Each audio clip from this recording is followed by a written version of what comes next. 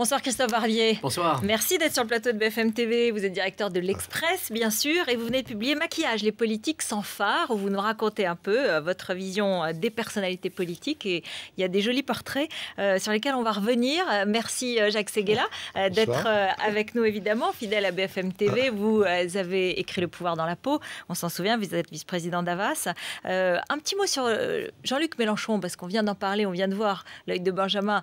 Vous en parlez dans votre livre et moi j'étais surprise parce que vous dites, Christophe Barbier dit, finalement, il parle beaucoup, il est dans le protestataire, mais il n'est pas méchant. Oui, moi je pense que c'est beaucoup plus joliment dit, mais écrit, mais c'est ça votre idée. Je pense que c'est un animal qui aboie fort mais qui mord peu. Il y a trois Jean-Luc Mélenchon. Il y a un républicain formidable, irréprochable, comme il en faudrait plus dans ce pays. Il y a un laïcard intransigeant, cultivé, dont le lyrisme du tribun rend bien d'ailleurs la subtilité. Et puis il y a un gueulard qui a tort sur le fond et qui aime bien les invectives, qui aime trop les invectives d'ailleurs dans cette campagne présidentielle. Il fait des fautes. Il mange son pain blanc. Au lendemain de la présidentielle, entre les socialistes, les communistes, ce qui va se nouer, il risque de se retrouver un peu seul. On va l'écouter justement, on l'a écouté il y a quelques instants, mais réécoutons-le justement sur son rapport avec François Hollande.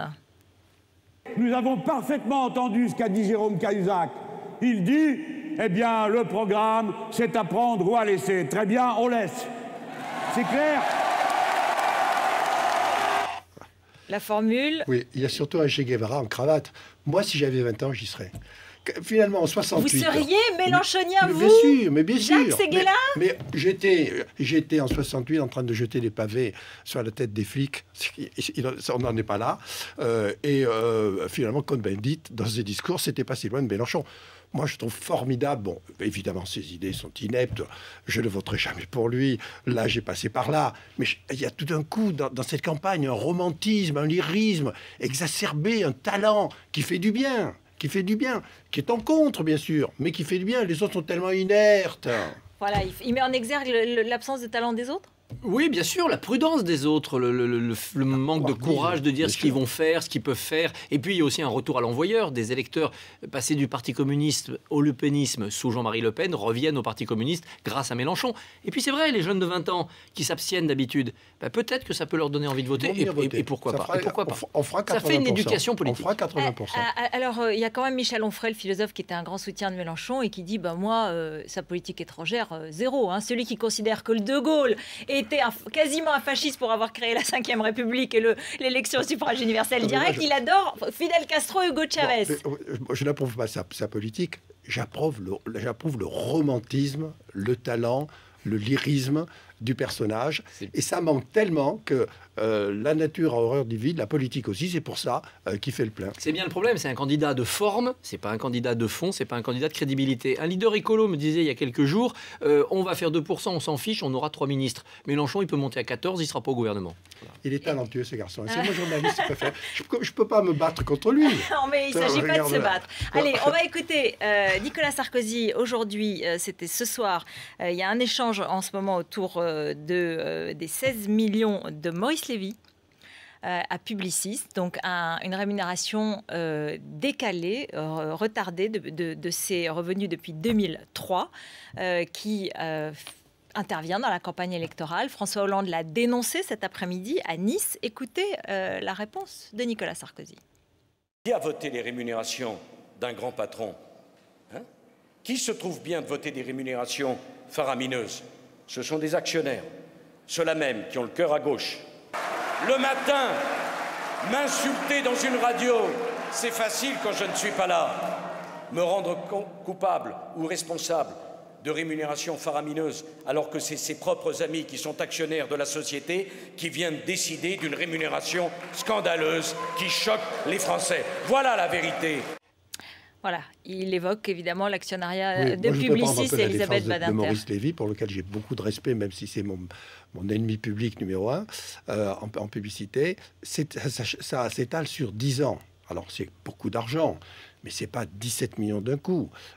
C'est une somme qui ont été finalement fixées avec des buts à atteindre. Deuxièmement, c'est le meilleur patron de groupe publicitaire du monde.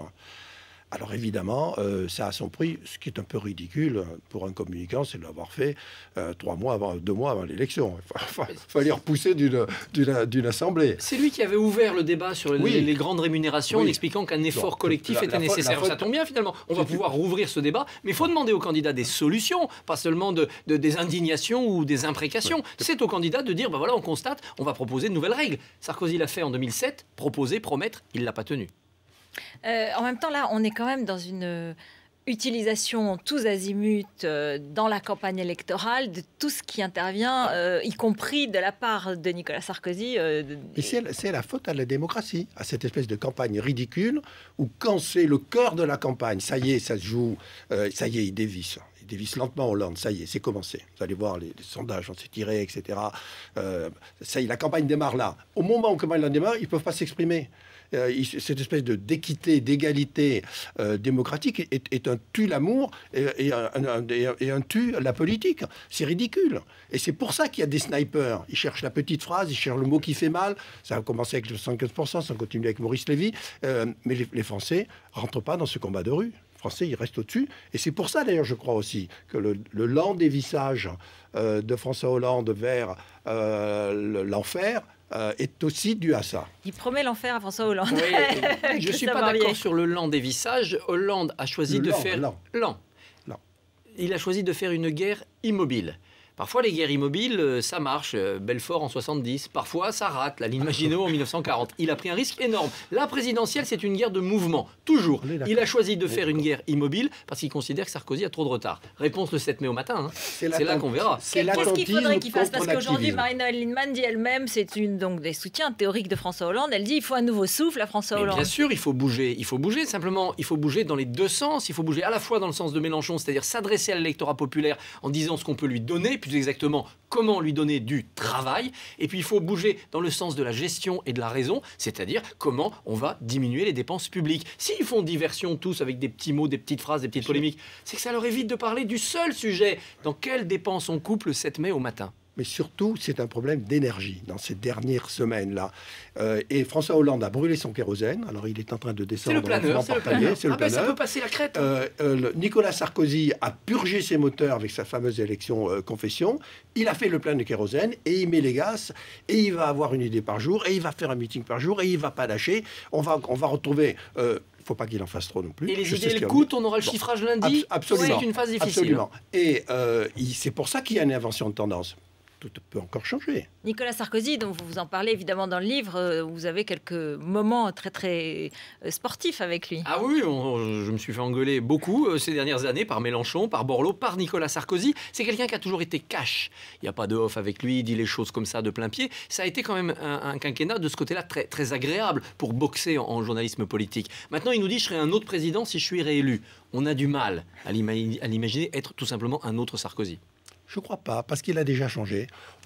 Ça ne va pas devenir dit De Gaulle, dit Mitterrand. Bon. Mais je pense qu'il a compris qu'il fallait jouer le président. Il a finalement intégré... C'est un combattant de rue qu'on voit. Il a intégré le rôle... Non, mais là, il est en campagne. Ah oui. Il a intégré le rôle. Et d'ailleurs, dans sa dernière année de présidence, il est arrivé plus calme, plus maîtrisé, plus président. Il faut la cohabitation pour qu'il continue ça. C'est vrai que s'il est dans l'international, dans les hautes sphères, il sera calme. Et puis les affaires du pays plus dures, il les confie à la gauche. C'est une épée gagner la présidentielle. Qui nous pense sur notre tête. Gagner de justesse la présidentielle, avoir 25 triangulaires derrière avec le FN et se retrouver en cohabitation. Est-ce que les Français vont choisir ça? Christophe Barbier, merci Jacques Séguéla, merci Christophe Barbier. Maquillage, les politiques sans phare, c'est chez Grasset. Restez avec nous. On se retrouve avec Alain Marchal, bien sûr, et notre débat avec Olivier Masserol. À tout de suite.